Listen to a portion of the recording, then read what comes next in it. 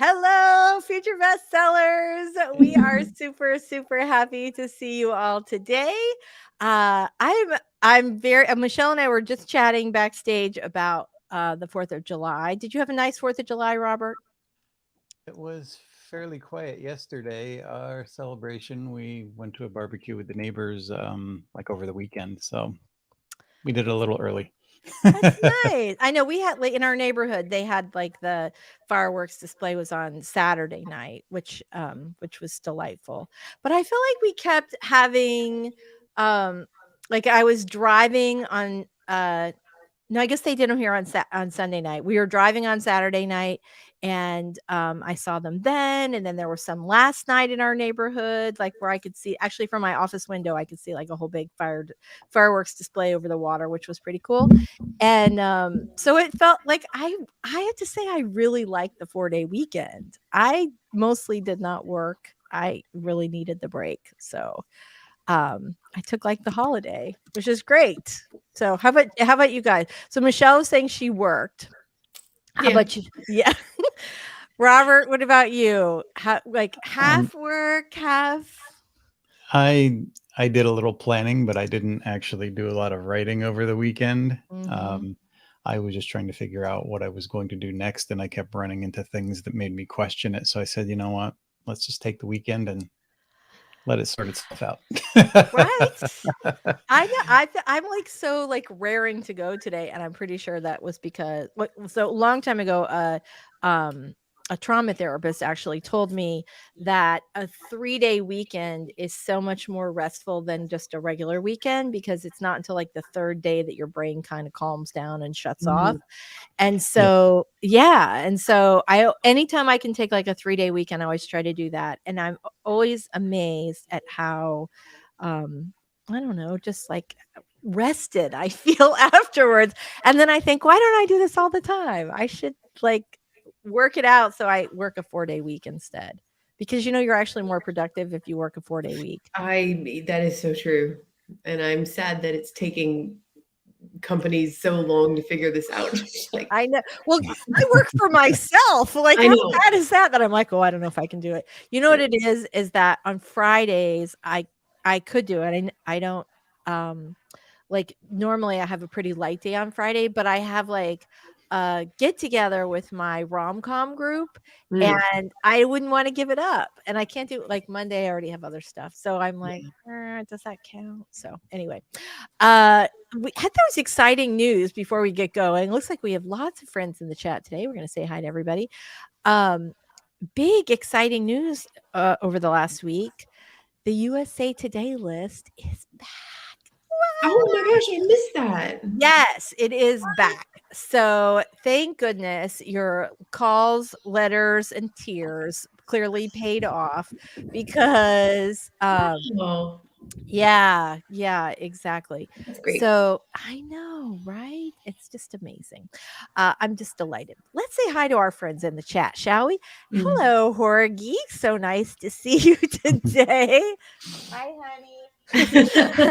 Okay, Devin's here. Hello, Devin. So glad to see you. RC is here. Hello. So nice to see you guys. Story detective. I'm here. Hello. Yes, right. Very nice. You are here. Thanks for chatting.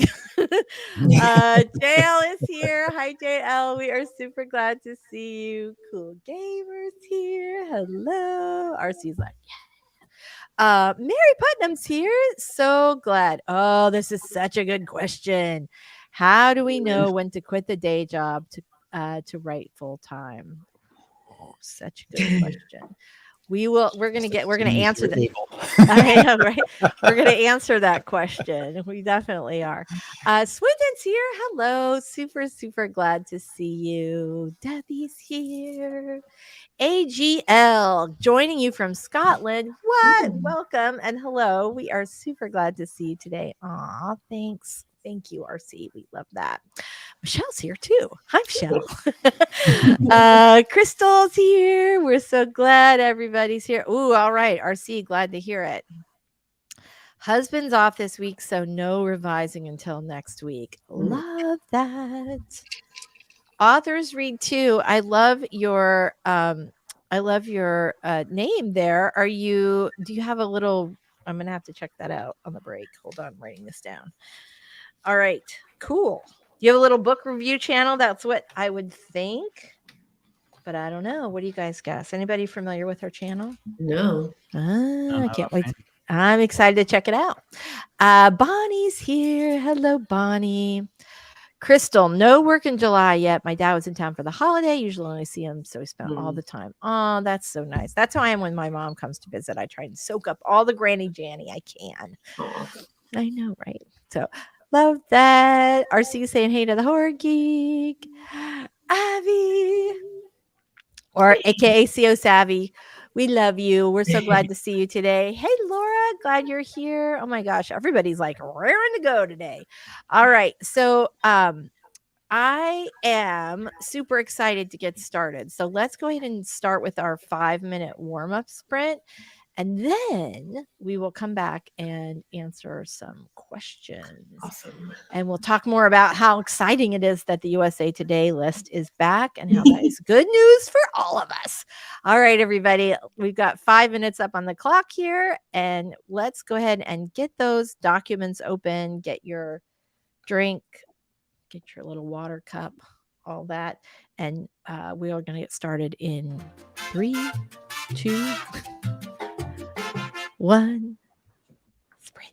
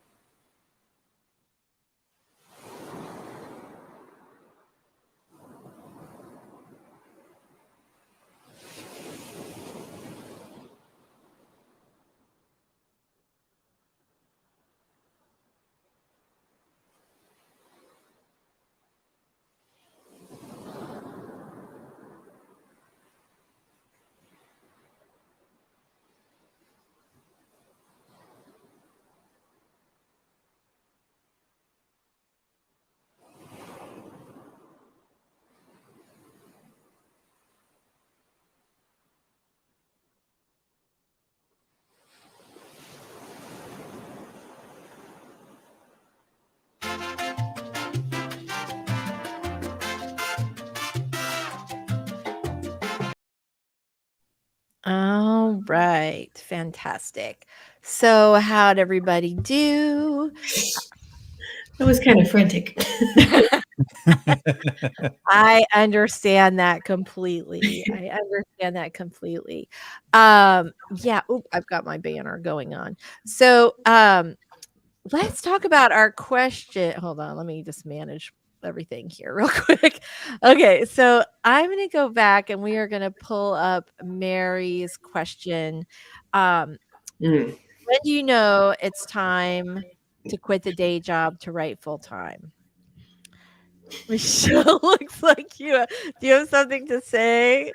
Do you It's not? just it's such a good question and such a Yeah. difficult one for answer because I really think it differs from person to person. Mhm. Like two people could be in the exact same financial situation at a similar job and they might want to take the leap at different times and those times would be right for each of them, you know. I think it just kind of boils down to it's always going to be a risk. You just have to find the point where you're most comfortable taking that risk. That's a really good right, because for some person, if you go, "I'm making $1,000 a month on my book," somebody's like, "I can do it. I'm a full-time author." Right. And right, whereas somebody else is like, "Well, that pays Mhm. for food, and Yeah. and I'm gonna need a regular job to pay my mortgage." Yep. Um, yeah, I think that I mean, there are a couple of ways to go at it. First, you, like, squirrel away some money and your books or book related activities are bringing in enough money where you feel comfortable swapping that regular paycheck for full-time writing income. Mhm. I do think it's a good idea to have a little cushion before you do that, before you completely go in. But I also think you don't necessarily have to go cold turkey on a job. You can do like for you, Michelle, you go straight, Mhm. right? I do coaching.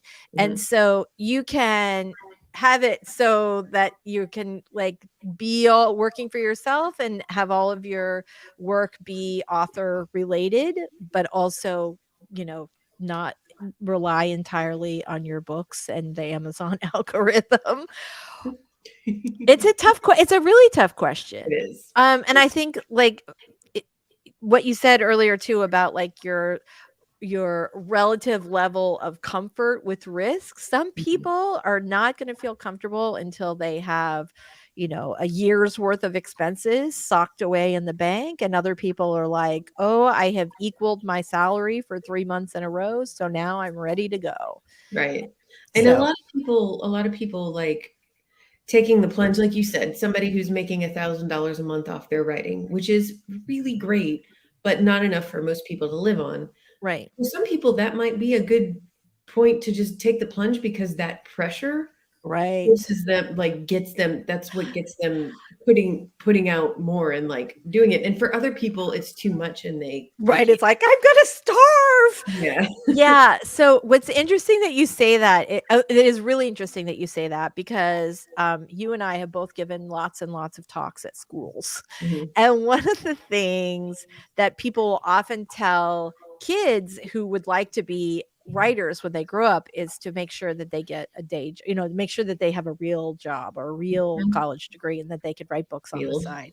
Real, Mm. because what we're doing here is pretend. Yeah, it's fiction, literally. That's right. And so, and what I always say is starvation is a super powerful motivator. Yeah. So, if you're like, this is what I've got to do, then, you know, then you're going to make a real effort to do that. Mhm. So, yeah.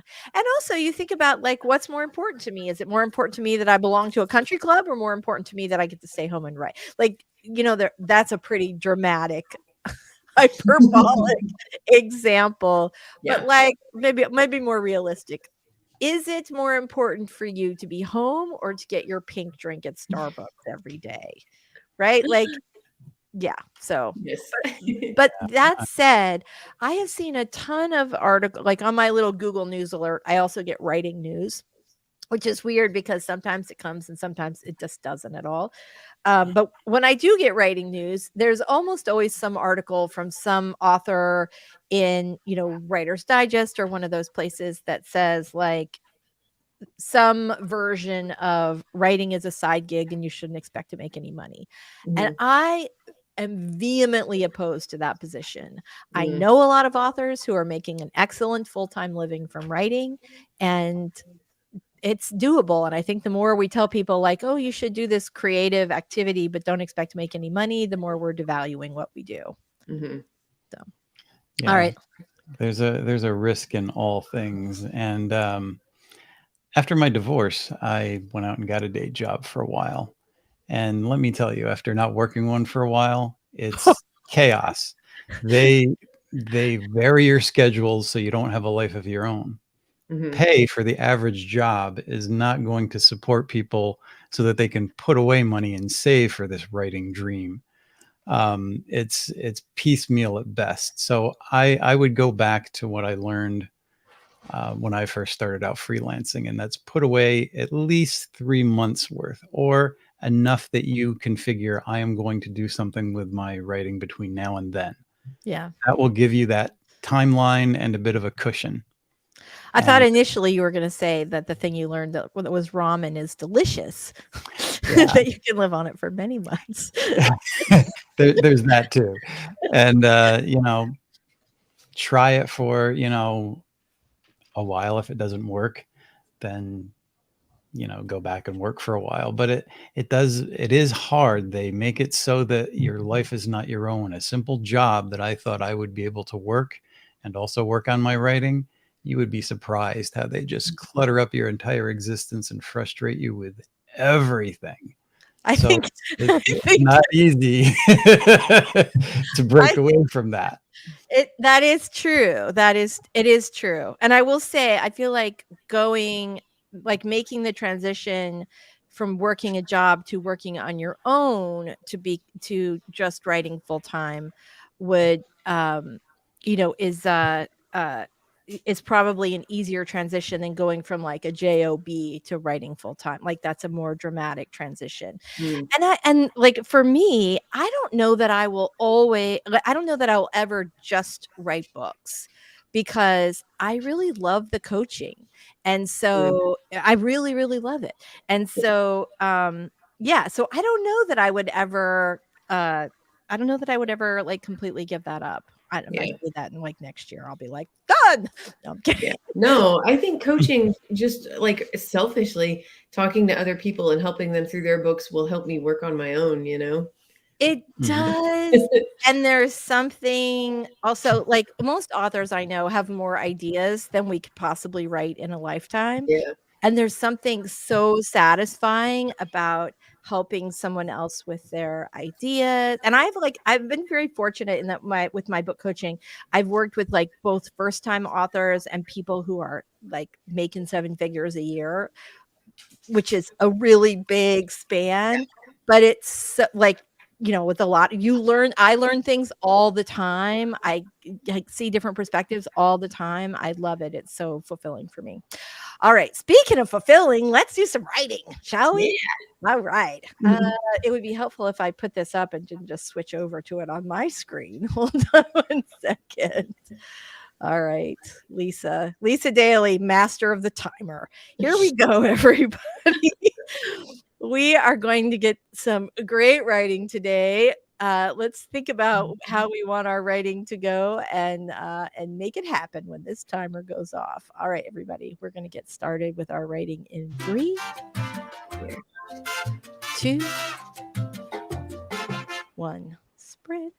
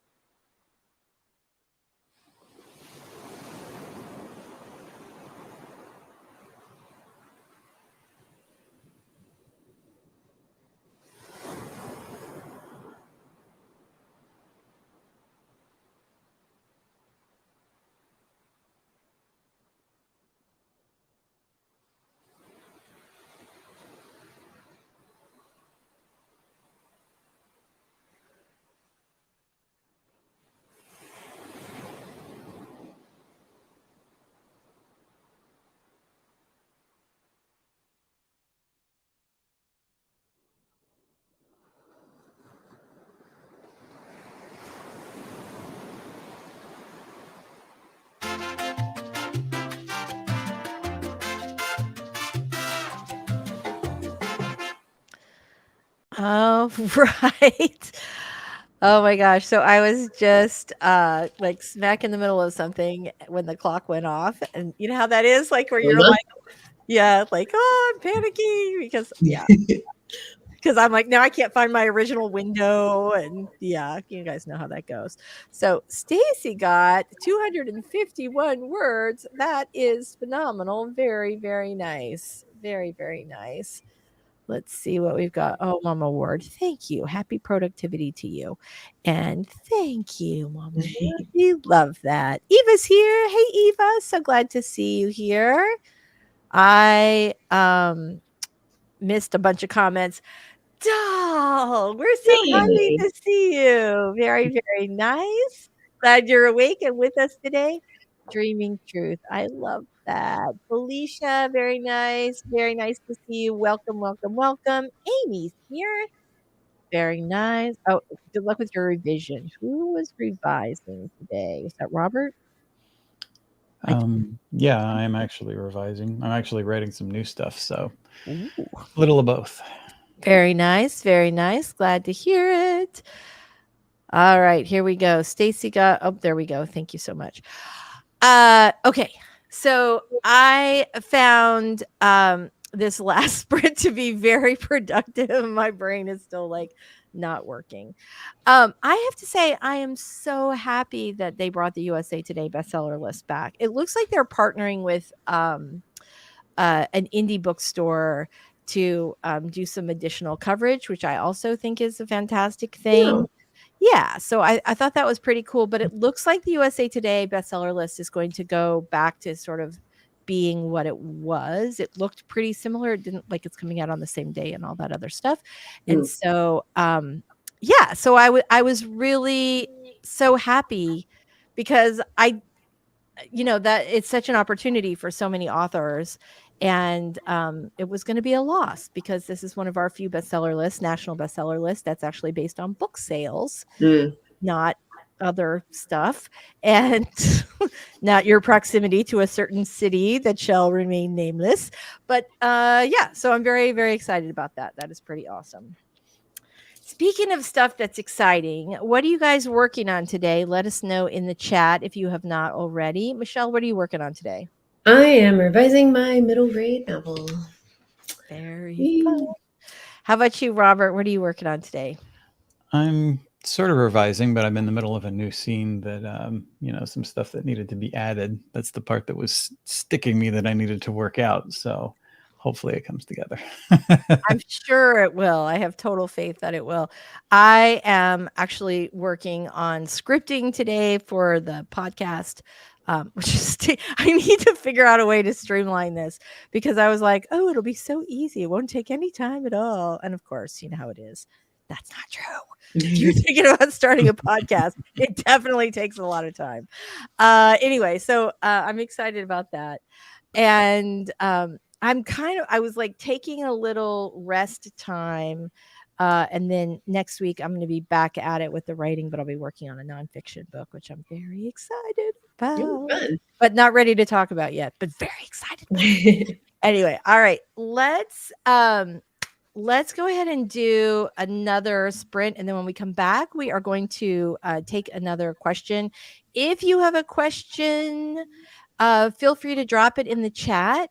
And we will answer that when we come back. Otherwise, we will go to some questions that I got on social media this week. Stacy says, yeah, right. It's going to be cool. Stacy says she's working on family history, finishing up the last new chapter. Then I get to go back and start the second draft of the chapters I started a year ago. I sort of like, okay, on one hand, you go, oh, that's a long time to have that project stretched out. But the good thing about that is that you haven't looked at it for a while. So you're coming at it with really fresh eyes. And I think that's you'll probably enjoy it more. Like, does this ever happen to you when you go back and reread something you haven't read for a while? And it's like you're reading it like a reader. You don't sort of are detached from it almost. And that's the thing when I make myself laugh when I haven't, like I'm reading a book that I wrote a long time ago and I laugh at my own jokes. I mean, I still think I'm funny. Apparently, I may be the only one, but that's it. But it's nice when you go back and you're like, okay, this is okay. I like it. So, all right, let's go ahead and do one more sprint, and then we are going to come back and answer some questions. All right. Did I put this up? Oh, I just popped right up. Hold on. We're going to start the timer one more time. All right, everybody. This is going to be a great sprint. You're feeling it. All that creativity is just coming right through you, and we're just going to make it all come out on the page, no matter what it is you're doing. All right, everybody. Here we go. Let's get started in 3, 2, 1. Let's cha-cha.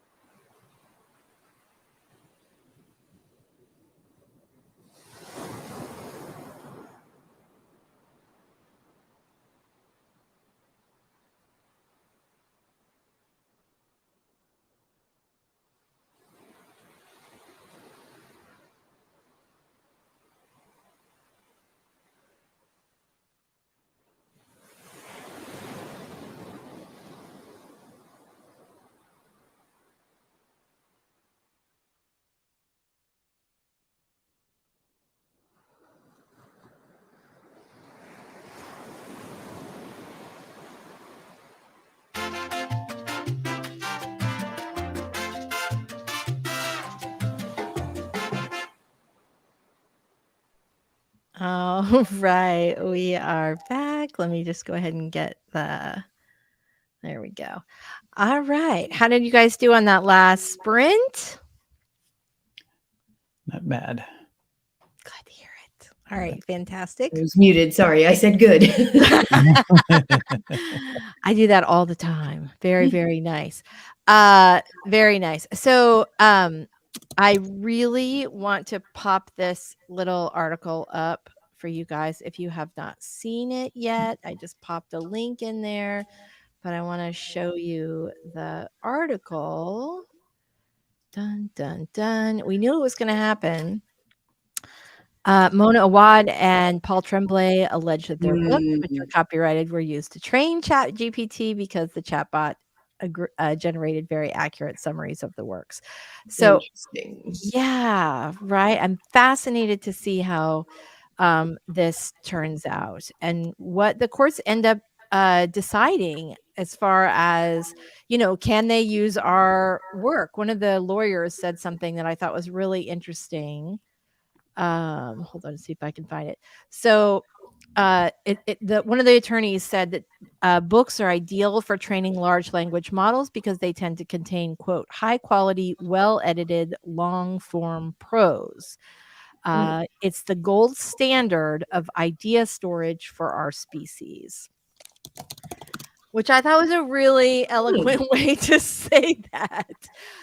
Yeah, so I'm fascinated, absolutely fascinated by this lawsuit, and we knew this was going to happen, but I don't know. I guess I should not have been surprised that it happened as fast as it did. So, so there was that.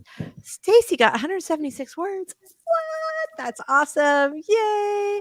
Nadia got 16. Yay. That's fantastic. Sometimes it's harder to get the 16 than it is to get the 176.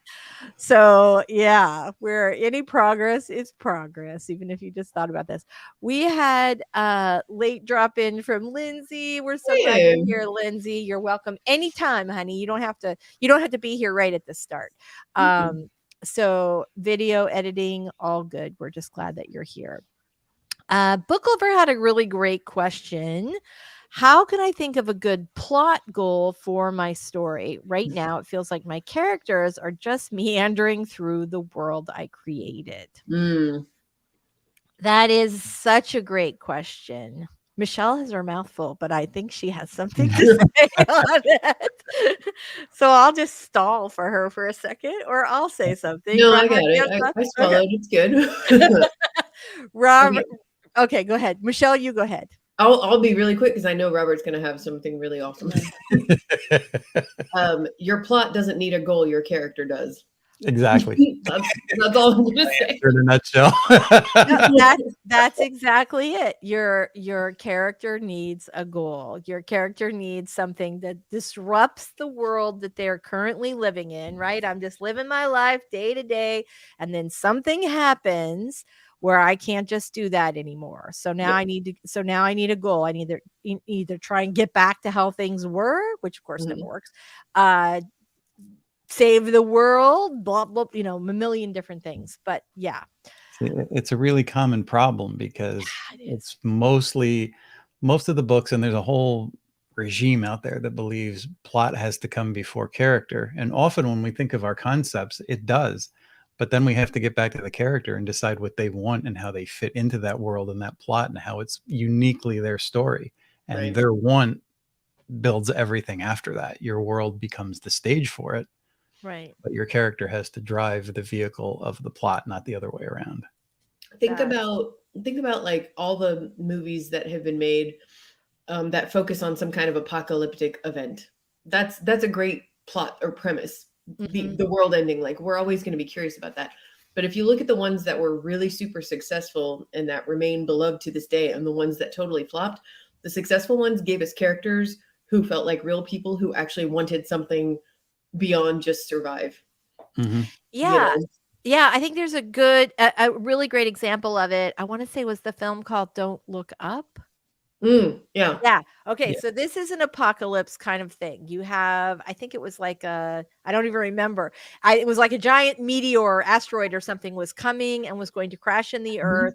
And there you have these scientists who have figured this out, who are not particularly media savvy, and they are trying to alert the world, that this dangerous thing is happening and maybe find a solution for it, but they're constantly thwarted by politics, like where like the finance, like the crypto bros want the mineral rights for the asteroid that's coming to destroy the earth. And I mean, there are like all these other things, Yeah. but the goal for at least one of the characters is to just make sure that people know what's happening. Right. And then another character ends up like their goal sort of shifts throughout the film, when they sort of realize that they could benefit from this. I don't want to say anymore. It's a bizarre movie, but it was really well done if you feel like you want to watch Yeah.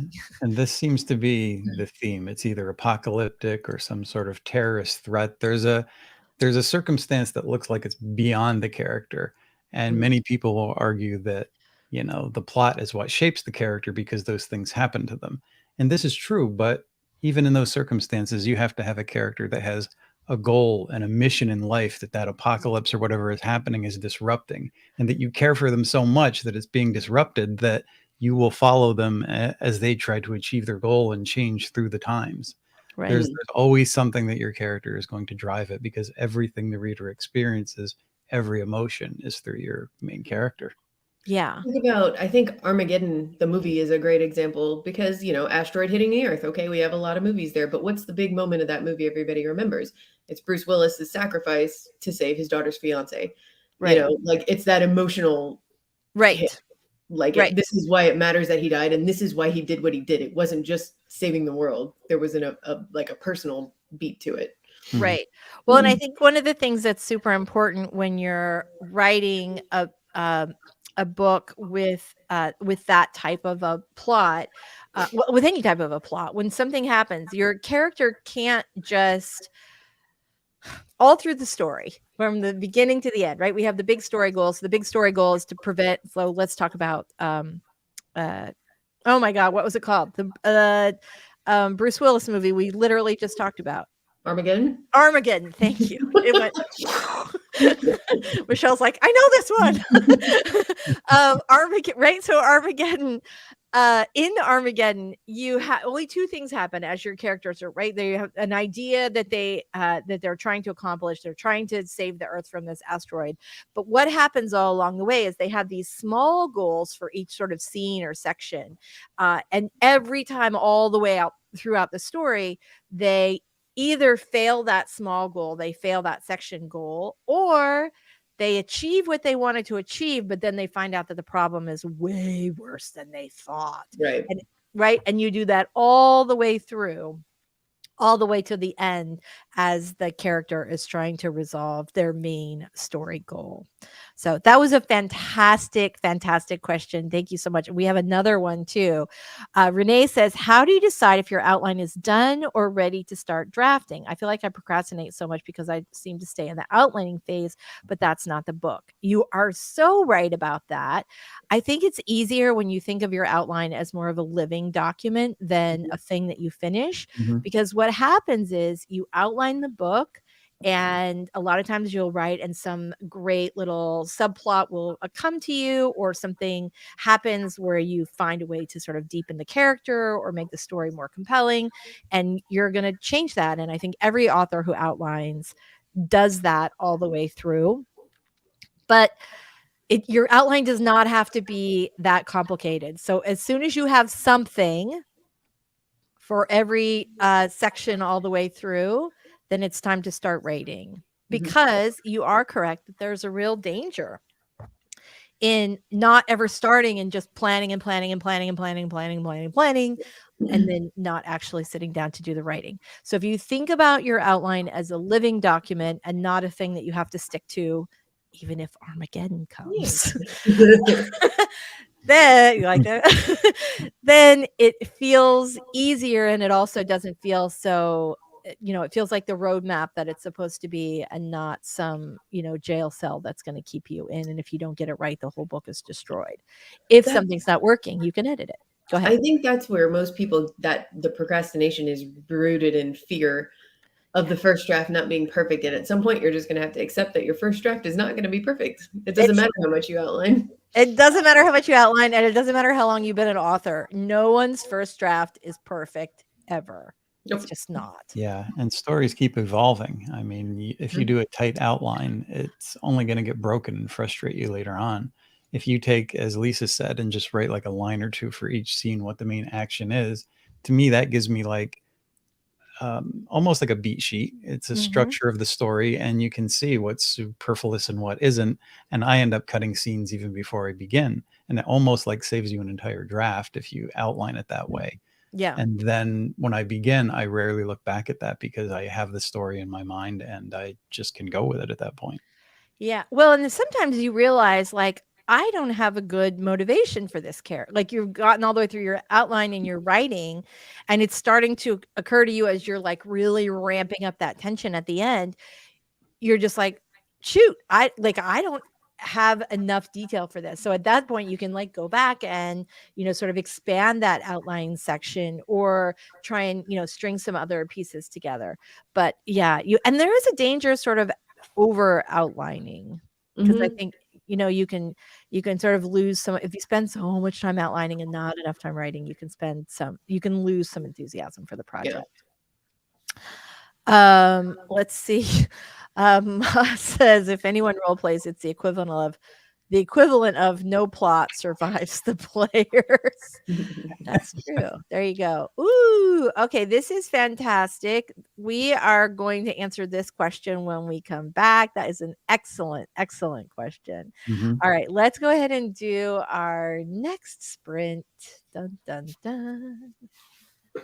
All right. There we go. What did I do? Oh, good. Look at that. Okay, here we go. All right, you guys, this is going to matter. Whatever you're doing right now, it's going to matter. So make it count. Here we go. 3, 2, I will forgot to do the countdown. 1, let's go.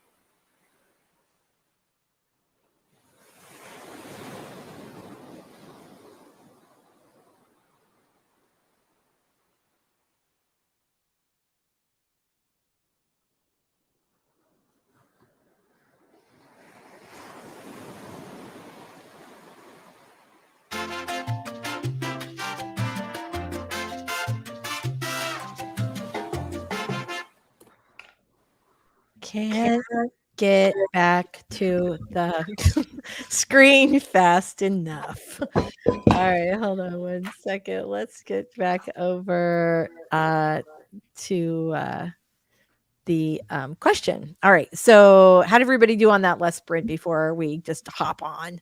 Good. Good. Excellent. All right. So Avi had a great question. Can you write multiple POV in first person? I have 4 MCs. Each has their own way of speaking. So I write their prose that way, or must I write it in third person?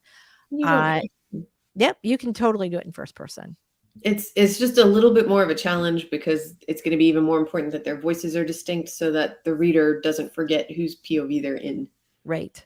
And one way to sort of help with that is to name the chapter titles after the character, but you should be able, their voices should be distinct enough that you can tell who is talking, even if we didn't know what the character is.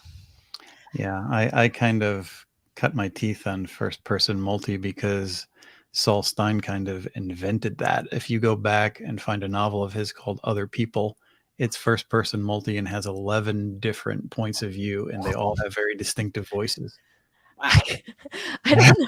This is a reader. I don't know if I could keep up with 11 POVs, but you know, if anybody can pull it off, he can. It's really easy. It's not, but This is like Vera Wang making wedding dresses, right? It looks so simple, but it has to be perfect because you don't have all the lace and sparkles to cover up all the errors. So it looks simple, but it's not. And I think the same thing is probably true with 11 first person POV characters. This is really interesting, this question. Curious to know if any of you have put one of your stories through an AI program.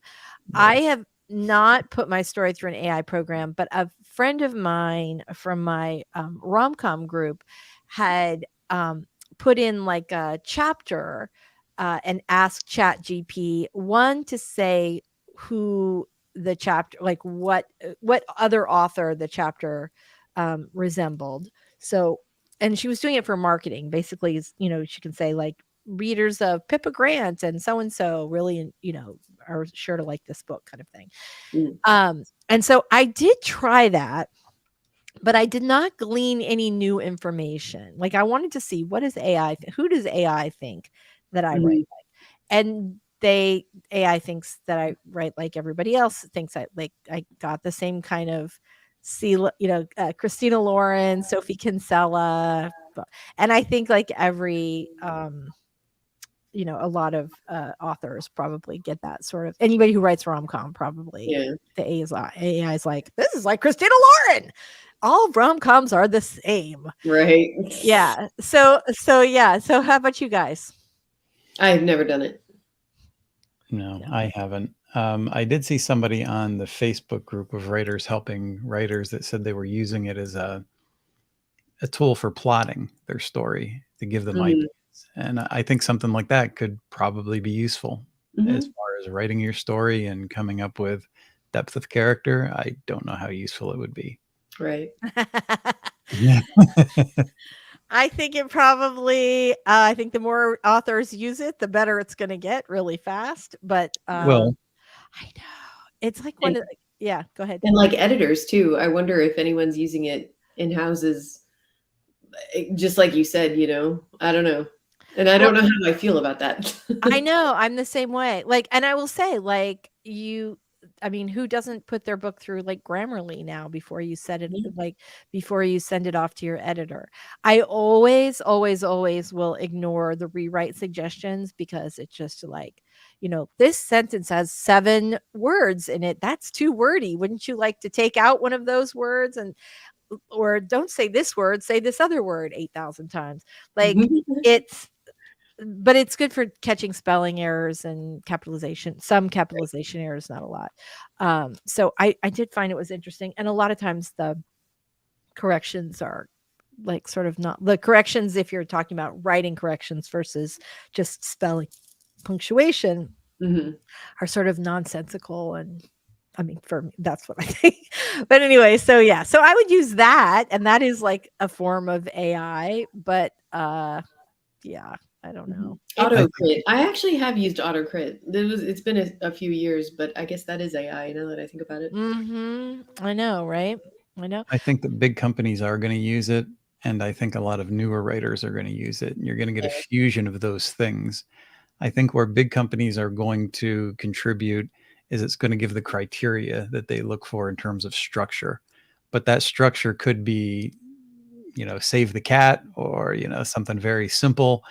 And, for salability, you could check it and see if it helps your story. But as far as actually taking it verbatim, I think everybody's going to end up writing the same story, because that's kind of what we're coming down to anyway. Yeah. Well, I think it's the same way that, like, a lot of people are using AI for marketing copy right now. And I think what's going to happen is that we are going to end up, like, it's already starting to feel like sort of homogenized. Like, think about all those articles on the internet that are clearly not written for a person. They're written for another computer, and how similar those all can feel after a while. Like, Same with Hollywood movies. You look at all the action movies with their interchangeable plots and characters that are just adapted a little bit to the same story beats. It's a form of structure, but it's the same beats used over and over, and that's not really structure. That's an easy kind of way to work your way through it. And you see what big business does, and even Hollywood, they'll drive it into the ground, and then they'll say, well, this doesn't sell anymore. Let's move on to something else. So if you're following a formula that's already, dipping in sales, be careful. Well, that's a good advice. Devin asks, what is a good length for a chapter? Short ones move a story faster for action, but there are chapters that seem maybe too long. Maybe too long. How can you find a good middle ground? I think you are correct. I think, like, for my writing, chapters are always longer in the beginning, and then they get shorter and shorter as the plot picks up and the story is gaining steam. And I think a lot of just naturally, a lot of authors, because your story is resolving by the end of the book, are writing shorter chapters. For me, it's all about the scenes, though. I probably err on the side of shorter chapters. I like to end with a hook, and to keep people reading all night long. What more chapter? Right. So a lot of times I'll split a chapter where there's a good hook, even if there's more of a scene to tell. So that's my strategy. How about you guys? I thought you were gonna go. Go ahead. Well, mine is, not to think in terms of chapters, but to think in terms of scenes. And if each scene has a different point of view character, then that scene is usually fairly short. Some are longer, but I think it keeps the pace going more quickly, because if you think in terms of a scene, and a scene almost becomes like a little mini chapter or a section of the chapter from a particular point of view, you break it up better and it just moves more quickly. I think that's true. Michelle, do you have anything to say on that before we move along? I agree. And it's also just, I hate to say this, but it depends on the scene and your pacing, because you want to have moments of faster pacing and moments of slightly slower pacing. Like if you've been building up to, say, this like huge confrontation between two characters, and you try to make it under 1,500 words because you think that's what a chapter should be, the reader might feel like, oh, come on, I wanted to get into it. Like, it just depends. Right. I think there's some truth to that. I will also say that no matter how long you make the sex scenes, if you write romance, the readers always want them to be longer. That's hilarious. It's true, right? They can just write about that all day long. I my romances used to be like closed door romances, and I started writing open door, and the reason for that is every time I would go to a book signing, the readers would say, why did you not show the sex scene? Run away with this. So I do that now. But I think probably that's an area where I could, like, that's where my readers are always like, we need more. We want more action. More action, but not in the hanging off an airplane kind of action. Right. All right. Daisy just started rewriting my middle grade first draft, changing first to third POV. Oh, sorry. And like how it's turning out, but not looking forward to all the work. I feel for you, Daisy. That is one of my least favorite things to do, is switch from third person to first or first to third or what. It's just miserable. It's just, it always sucks and you will always miss it. This is another good thing Grammarly's for, actually. I did notice that when I that it'll occasionally catch things like that, but not always. Stacy, 372 words. What? Yay! That's fantastic. Mav says, never done it, nor do I have the intention to, but a friend made fan fiction using it, which was wildly out of character and more surreal than anything else. Yes. Yeah, I mean, yeah, it to me, like, what happens when you put a story prompt into AI is you get a sort of word soup. Like, it's like a novel-like object, but it doesn't have the same feeling. I don't know. Lindsay, different kind of AI program, but I use Natural Reader, an accessibility program that reads your copy back to you with audiobook quality, like Grammarly on steroids. I love that. I love that because I think that's a really great way to edit, is to read the book out loud. And right, because you'll feel when sentences, just reading it out loud, you'll feel when sentences are clunky, and it's really great with flow, or just, there are just a million different things. And also you often spot things that you missed with reading. So I think that's really fantastic. Yeah, I feel the same way, right? On one hand, you're like, "Ooh, this is interesting. I would like to mess around with it." On the other hand, you're like, "Not with my work, for God's sakes." Right. Yeah, got it. What about not using chapters? I have one story that just doesn't seem to work with chapters. Most of my other ones do. I'm confused, but I'm fascinated to hear more. So when you say it doesn't really work with chapters, is it a short story? Is it like what is it that's making you feel right now like it really doesn't work with chapters? What brought you to that conclusion? Because that might be an easier way for us to figure out. There are some books that really don't divide it into chapters. You just have that little line break between scenes to show you that it's moving on to a different scene, but it's all like a big flowing story. Right. Yeah. Yeah, I can totally see it. Right, like a little ornamental break. I can totally see that, but I don't know. As a reader, I think a lot of times like chapters sort of give you the opportunity to go to the restroom or get a snack. But I guess that's good. Like, they can never stop. I can't stop until I finish the book because I'm never to the end of the chapter. That you might be a genius marketing wise, right? That's fantastic. CO says, kind of random, but I watch YouTube car crash videos, and one guy was listening to an audiobook sex scenes before his car crash. Well, yeah, don't listen to steamy sex scenes while driving. Line break. There's a line break and it's about 80,000 words. So that is a big old thing. Okay. So from first person point of view, where it's supposed to be very much in his head, so chapters seems like it breaks out of his head. I don't think it's about breaking out of his head. It's just about, I don't know, giving him are you going hour by hour, day by day, week by week, or do you have any time jumps? Because those are natural places, for example, to cause a scene, like a chapter break. That's true. Right. Right. And sometimes you just want to sort of summarize, like 2 weeks went by, blah, blah, blah, blah, blah, so that you don't have to show like, well, on Thursday, I got some oranges at the grocery store and I opened my mail. Yeah. So that's, I think that's Pratchett did it. I am not familiar with that work. But I like when people try to do different things. I don't know how it would read, but I would like to read it to find out.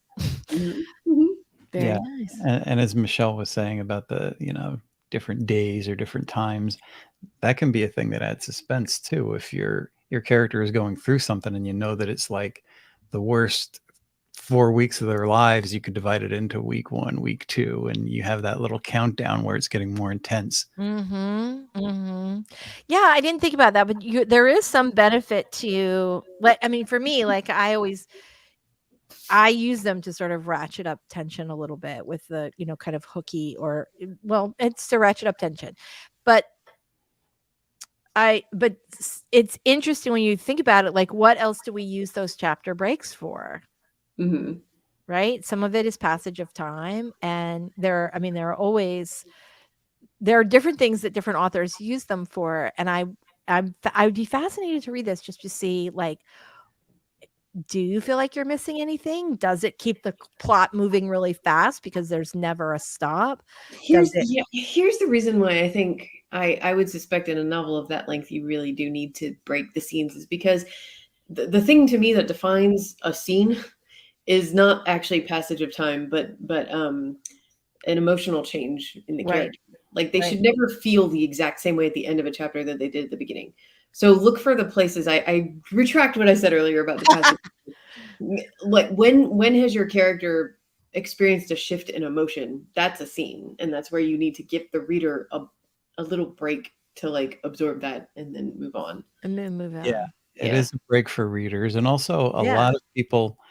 Another thing, in terms of pacing and scenes or chapters, a lot of people read at night or, on their break or whatever, and they get to an end of a chapter. And then if the next chapter is actually followed by a shorter chapter, they're like, oh, it's only 2 or 3 more pages. I'll keep reading, so you kind of break up the length and you break up the chapters. And it does help sometimes to keep them in the flow. I love this question, Maz. I do usually use chapters. That just with this one I tried, and it just fights me not saying it's rational. You know what? I think you have to be true to the story. Try it without and see how it works. I mean, that's the thing. We're creatives, and sometimes you're like, nope, this isn't working. I would like to do it a different way. And who better to figure this out than all of us, right? Yeah. So yeah, give it a try, see how it works. You might love it. It might be like a year from now, we're going to be like, guys, remember that live stream? Because that's when Mods totally broke out this whole concept of not doing chapters, and we'll all be like copying you in a year. So let's see, right? Let it do it. See if it works. So much of writing is formatting too. Even structure is, formatting in a sense and getting things in the right place on the right page. So do what you feel, and as long as it's working. Yeah.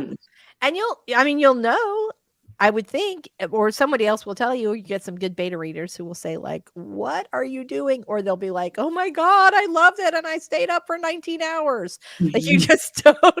I'd be really fascinated to see how it goes. All right. This was such a good conversation, you guys. We are almost done.